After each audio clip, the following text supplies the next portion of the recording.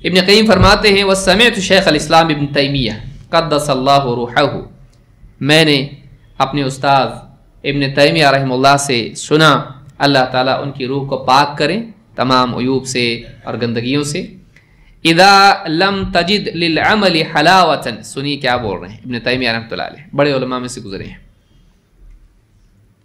تزکیہ نفس کے بارے میں ان دونوں کی کتابوں میں بہت مواد ملے گا آپ کو، ابن قیم اور ابن تیمیہ۔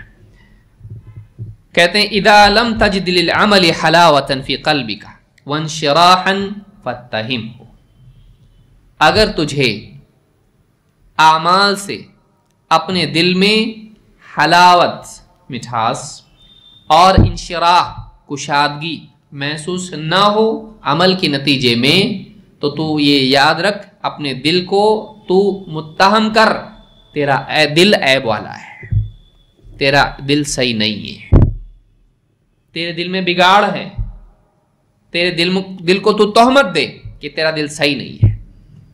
کب؟ جب عمل کرنے کے باوجود تیرے دل میں تجھ کو حلاوت محسوس نہ ہو اور تجھ کو انشراح محسوس نہ ہو۔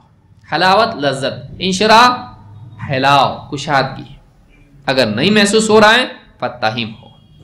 فإن الرب تعالی شکور، اس لیے کہ اللہ تعالی شکور ہے، اللہ تعالی اعمال کا قبول کر کے ان کی جزا دینے والا ہے۔ اللہ وہ ہے جو اعمال کو قبول کرتا ہے اور ان کے بدلے بہتر انعام دیتا ہے۔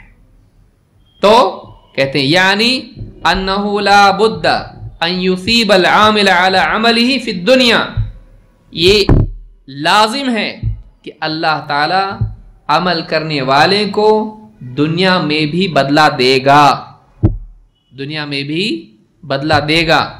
کیسا بدلہ دے گا؟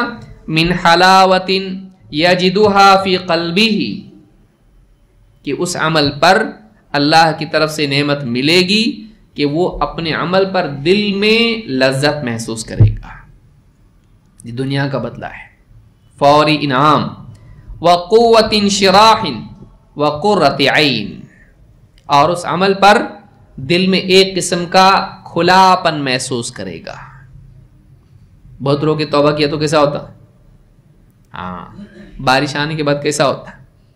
ایک دم تنگی، گرمی، دھول، مٹی جو محسوس ہو رہی تھی، ایک ایسی دمدار بارش جب آتی ہے، دھواں دھار بارش آتی ہے، اس کے بعد چڑیا کی آواز کیسی لگتی ہے؟ اچھی، ٹھنڈک محسوس ہوتی ہے، کھلا پن لگتا ہے، ہر طرف ایک قسم کا سکون اور ٹھہراؤ سا محسوس ہوتا ہے۔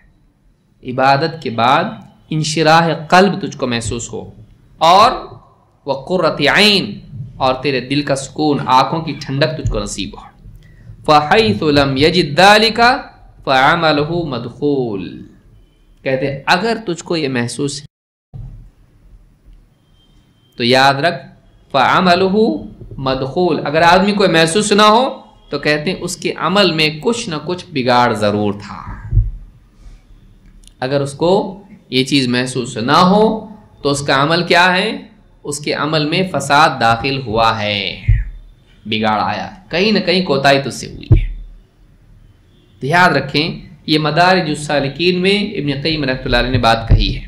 تو اس سے بات معلوم ہوتی ہے کہ عبادت کی لذت اللہ کی طرف سے انعام ہے۔ جب بندہ صحیح ڈھنگ سے عبادت کرتا ہے، اللہ تعالیٰ اس عبادت میں اس کو لذت دیتا ہے جو دنیا کی بہترین سے بہترین نعمتوں میں بھی نہیں ہے۔ کیوں؟ اللہ نے اپنے پاس رکھا ہے، اللہ اپنے پاس سے دیتا ہے، کہیں اور سے ملتا نہیں۔